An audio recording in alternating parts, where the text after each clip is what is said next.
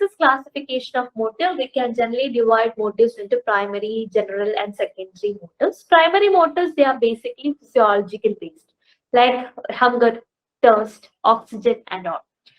General motives, like it can be neither primary nor secondary.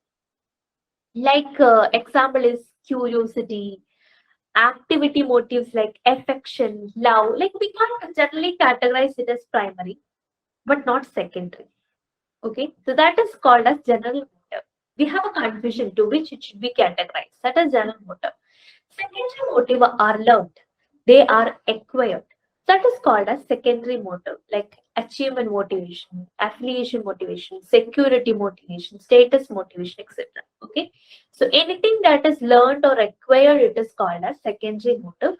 The primary motive is it is actually that particular motivation is very much related to physiology.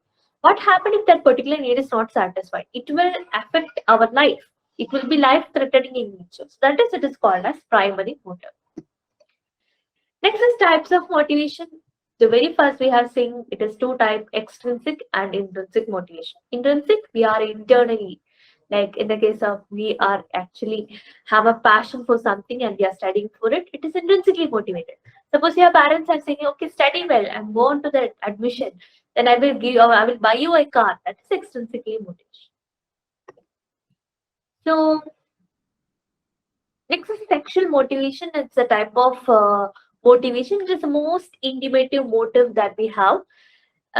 Sexual arousal, it is too much linked to a hormone which is called as testosterone. So generally, if the testosterone level is very high, the sexual arousal seems to be high. Okay. And human sexual behavior, I'm just saying that human sexual behavior generally questions from this area is what are the distinctive phases during sexual behavior. Okay, so the sequential order should be studied. The first one is excitement phase, next is plateau phase, orgasmic phase, and resolution phase. Okay, it is important. The sequential order should be studied. The excitement phase is the physiological changes that is indicative of growing sexual excitement, like kind of erection and all. Next is plateau phases. Again, what is happening? Further sexual activity is continuing, like size of the penis is getting enlarged. The outer third of vagina becomes engorged. So study the different characteristics or what are the different types of things or events that is happening in each phase. Okay, suppose these events the events that will be given in list 1 and the stages names will be given in list 2. Okay, so you need to match the following between these. So you should know which all things is happening in which all phase. Finally, the next one is orgasmic phase. So here what is happening, like the contraction of muscle that is surrounding the genitalia is happening, intense sensation of pleasure is happening. Finally, the resolution phase, there is a reduction in arousal for males.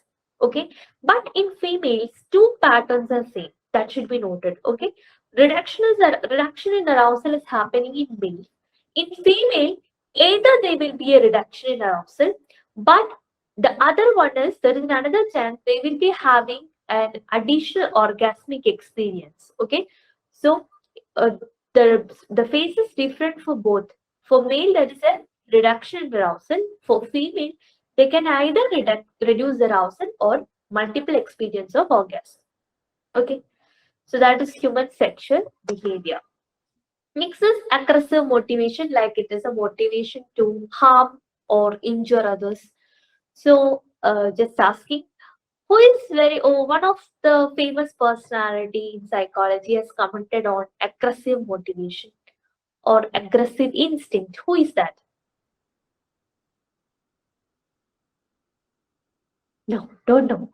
Just think, just make a guess. Just make a guess.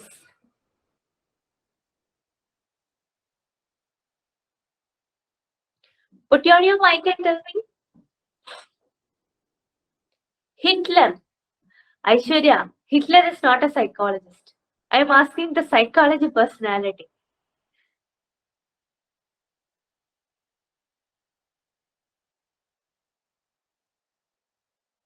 Nirmal is saying something. Put on the mic. I don't know, ma'am. I don't know. Okay. It is Sigmund Freud. Freud had told two type of instinct is there, life instinct and death instinct. Okay. Kranti. That was your name. Right, Yeah. Thanos, like Thanos something, right? He described it as some Thanos or ethos.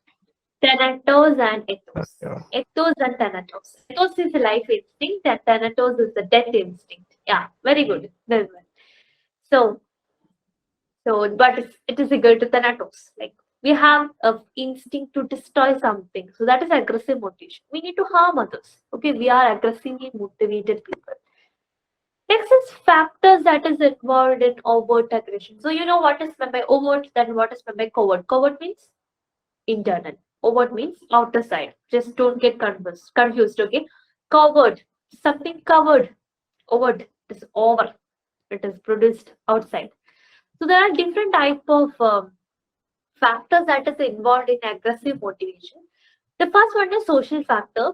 The one thing that you should study is frustration aggression hypothesis. Okay, it is a very famous hypothesis.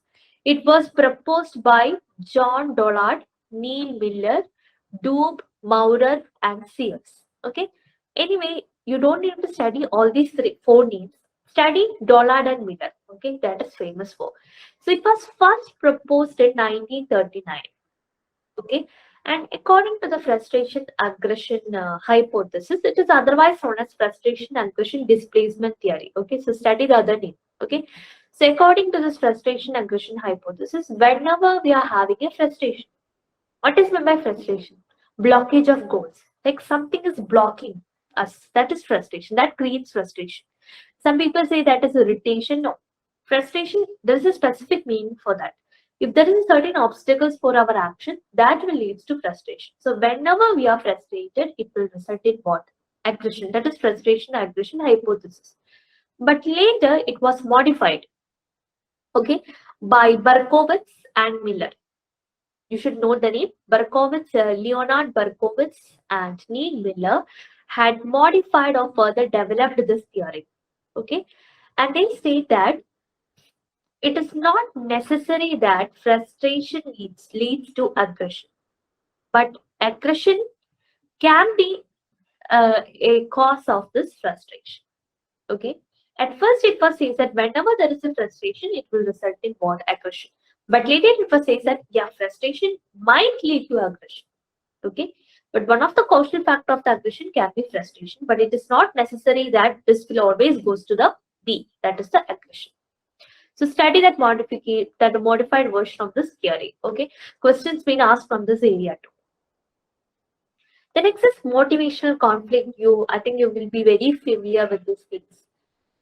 Different type of conflict, approach. In every life, we will be facing this kind of conflict, right? Approach, avoidance, approach, multiple approach, avoidance, conflict. Okay. The question is, who proposed this conflicts? We know what all these things are. Okay, who proposed it? I think I didn't specify it in my PPT. Okay. So stop looking at the PPT. It's not there. Tell me. Just made a guess. Actually, you have studied this topic in, I think it is in social psychology. I think so. Most probably. So, any idea? Which personality has Albert proposed? Bandura. Albert Bandura. Just a guess. I think it's wrong. Bandura, no. It's not Bandura. Some personality who is very much famous for social psychology. So that is the clue. Kurt Lewin. Yeah, correct. Kurt Lewin. Kurt Lewin has a book. It's not given in PPT. So remember that he's a very famous, he's called as the father of social psychology. So Kurt Lewin has proposed these conflicts. So approaches, there are two positively, like there is ice cream at one end, cake in one end. I like both of that. I need to choose among these two. Very sad. Approach avoidance, like one is good, but have a positive value, other have a negative value. I need to choose between these. Approach, avoidance, both are negative. I think that is most frustrating, right? Avoidance and avoidance, because both are negative for them. I need to choose among these two. Exists multiple approaches. There are more than two positive values. There are more than two negative values. I need to choose between them.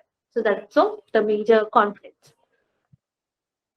So there are also other environmental factor that is related to aggression like crowding, high temperature, noise, and also hormonal influence. The lady says that a high level of testosterone is linked with aggressiveness.